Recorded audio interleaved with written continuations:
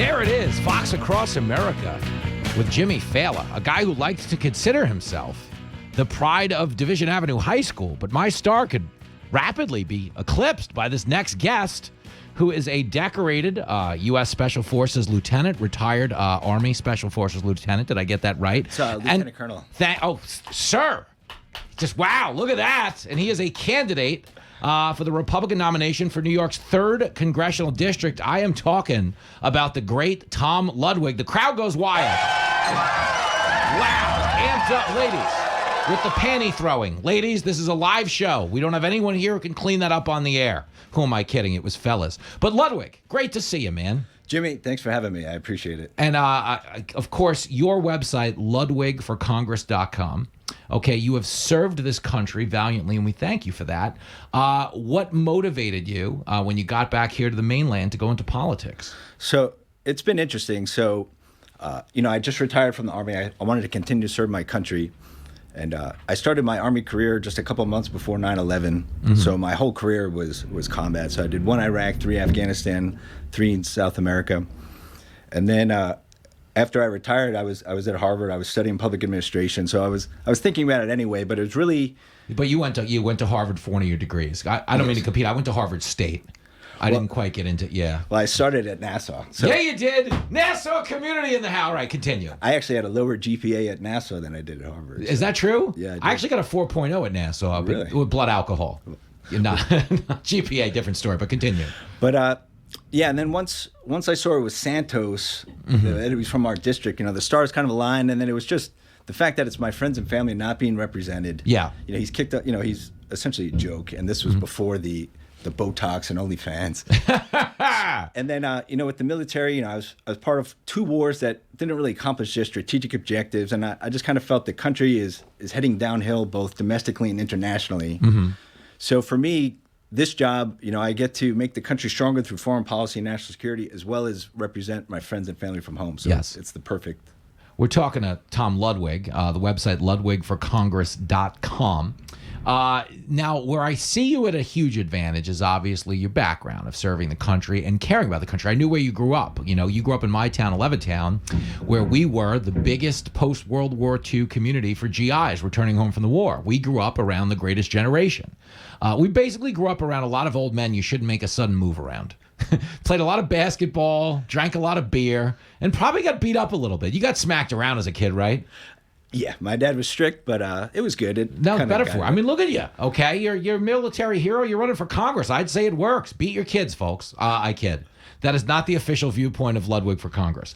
But the point is, I do know you're uniquely qualified in that regard, that we were raised in Levittown with a lot of perspective in terms of how lucky we are to live here. So do you feel like, as a guy who left the country for 25 years, is that what you said it was? You hadn't lived back on Long Island in 25 years? Yes. Okay, and you were serving and you were abroad and you did all these combat tours. Do you basically feel like you came back to a different country than the one you left? Is that what it is? I would say yes, but it's interesting where, I'd always visit Long Island. So my friends and family are still here. So yeah. I'd always kind of see it, and you see it change over time. Mm-hmm. But I do think the countries kind of have changed, like their perspectives and some of the arguments. You can just tell that they haven't really been outside the country, or they don't really understand how good they have it. Yeah, there's definitely a gratitude problem in this country right now. Like, everybody thinks we're under attack and we're oppressed, and a lot of the things we're protests get laughed at on the other side of the world. So in that regard, you have, I think, a good footing here in this race. My concern is, I know Santos isn't running now, but you're still attempting to fill the shoes of a guy who's not only a Holocaust survivor, he personally caught Bigfoot and swam with the Loch Ness Monster. Now, do you think you have that depth of knowledge? With the 5 degrees, but no, not that knowledge. When you think of how many people Santos rescued during the sinking of the Titanic, do you feel like anything in your military acumen can compete with that? Yeah, the Combat Valor Award and Santos, it's hard to compare, but We're talking to Tom Ludwig, the website ludwigforcongress.com. He is running for the Republican nomination for New York's 3rd Congressional District. How have you liked campaigning so far? Have you gotten to get out and meet people yet, or are you just kind of starting to roll out? So it's interesting. So as a candidate, like the governing leadership part, I got it. I'm the best one there. But the campaign, I don't really know what I'm doing, so I'm figuring it out. Yeah, that's awesome, though. And it's it's interesting talking to the people because the Army's, kind of the right wing, and then Harvard was very left. So I've gotten all the arguments, but it was really learning how Long Islanders and New Yorkers see things because, we do have a different perspective. And I do think growing up in Levittown was good where it's the definition of middle class. It was the first. So, you kind of see it all. So it is interesting just to see how everybody views things and how they view the issues. And then, you can just tell some of the information is a little off. But, most people, they love this country, and especially in New York where they just want to be represented. They just want to live their lives and not be held back. And, I think... kind of get the government out of the way. Yeah. I think that's the biggest problem right now is like the government. It's funny because when you come to the issue of like pro-choice, pro-life, okay, one of the things Democrats like to say is like, the government needs to stay out of our bedroom, which fine if that's how they feel. Okay, it's America. You can feel whatever way you want. But they have the government in every room of our house right now. Like these are the light bulbs. This is the car you can drive. This is the stove you can use. So would you say that you're probably more in favor as a candidate of limited or less government? Yes. Okay. So what do you think then, knowing all this to be true? Is there a signature issue for a Ludwig congressional bid, or is it just kind of an all skate? And disregard the construction happening under our studio right now. It sounds like they're building a Hamas tunnel, as I told you off the air. But is there a signature focus for you right now? So my background, foreign policy was a big thing for me. And then, when I was in South America, I was in 7th Special Forces Group. So that was our section of the world. So at one point, I commanded all special ops in Central America. So I know the migration thing, too. So that aspect. But now I'm focusing on, like, my friends and family and Long Island. So, it's really like inflation, cost of living, and the migration crisis. Yeah, because the migration crisis ultimately does affect the cost of living and inflation and all the infrastructure and everything in between. Do you think on some level the average person is I almost blissfully ignorant to the threat posed to this country by the border situation we're currently involved in? They are, because it's nice to say, the idealism, we should all come in and that's fine. And, I think, America is a beacon of freedom. We should encourage that. But there has to be rule of law. There has to be some sort of monitoring. And then people don't understand, too, with, I've worked these cartels. These cartels are formidable, and they spend hundreds of millions of dollars on counterintelligence. And then the human trafficking, the fentanyl, I mean, it's a major threat to this country. Yeah, it's become like $1 billion industry at the southern border. And then, when you talk about fentanyl and you talk about the people, it's a humanitarian crisis. And the truth is, what happened in politics is like people got really lazy, okay, while you were, overseas saving the world. Everybody back here, for real, they really reduced political discourse down to just basic black, like everything is devoid of nuance now. It's like, oh, yeah, exactly. But it's like, yeah, if you want to secure the border, you must be racist. But like, no, actually, no, the border's just the front door of the house, and we all lock the front door at night because you just want to know who's going in and out. Tom Ludwig gets it. He's running for Congress, ludwigforcongress.com. You can go there and donate. You can support his campaign. Let me ask you this, okay? Knowing you grew up in Levittown, you played basketball, you're a good shooter. Are you a better shooter in the military or better shooter in high school sports? In the military. Think so? Absolutely. Because Ludwig, you're a good shooter. You posted up. Yeah, we had a good run in division. We didn't win it all, but I think we made the playoffs for like the first time in 20 years. That's not nothing. And I'll always remember that it was junior year. I remember like before the game, I remember it was like there was like a keg thing. Oh, wow. They didn't let anybody in the game, so we finally made the playoffs after 20 years. There was nobody in the stands because we're drinking at 8 in the morning. We were, to be clear, what Ludwig is alluding to, I'm not running for Congress, so I can own this behavior, okay, is our high school basketball team had made the playoffs for the first time in 20 years.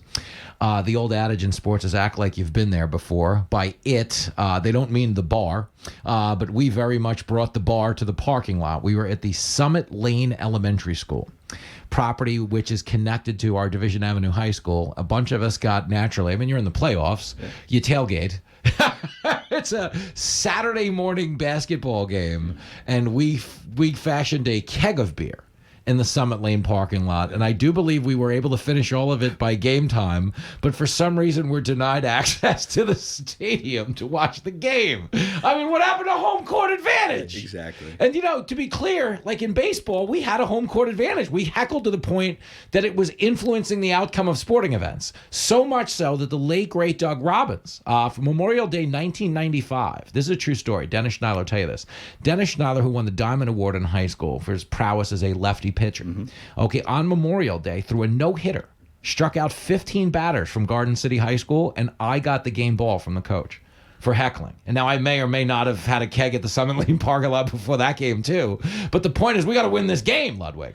So you were the best heckler, bar none. I mean, it was classic. I remember just laughing in the stand. That's kind of like how I got my start in any form of public broadcasting. Is that was the original like megaphone. You were just in the stands as a fat kid with a spiked Slurpee. It was usually like gin and like a Coca-Cola Slurpee or some blue raspberry stupidity, and then we were just disrupting teams. But it worked. So I guess the question I'm posing here is, I've had you on the radio on 155 stations. They're watching you on Fox Nation. Should the next step of campaign support be showing up and heckling your opponents at their rallies? That would be fun. I do like the fundraisers with that keg aspect. I'll have to look into that. We'll have a kegger, a solo cup fundraiser. But I imagine with Santos, it's easy to heckle. Oh, my goodness gracious. But I mean, listen, man. You have a very unique story that I think is a story we need to see more of, when it comes to, government. It's people that have literally fought the ground war, okay, who come with an appreciation for why we were fighting, and maybe for sometimes where we didn't have the correct reason for fighting and maybe shouldn't have been there, or maybe didn't achieve, like you said, the strategic goal. But if the strategic goal is to have somebody in Congress who can represent the needs and interests of working class people, then I'm very confident in the mission. I don't know if I should co-sign this keg party thing yet. I think that's the next interview. Was this fun? Was it crazy enough that you'd never do it again, or would you come back? Oh, I'd absolutely come back. Even if it meant riding the Long Island Railroad a second time? It's an interesting experience for people watching. Well, this time of day, it's weird because it's not as crowded. But if you stayed in the city late enough tonight, you really wanted to like raise your self-esteem. That 3 a.m. train to Ronkonkoma, like you'll get off that train feeling like you should be running for higher office than Congress. That was always the issue when younger, when you party in the city, it's catching that train home. Yeah. And then one person's got to stay awake, or you're going to wake up in You're going to wake up in Penn. I'm telling you, folks, he has lived the life. He is a retired U.S. Army Special Forces lieutenant colonel from Levittown, the first suburb, the best suburb. It's LudwigForCongress.com. Thanks, man. Thank you. I appreciate it. Back after this.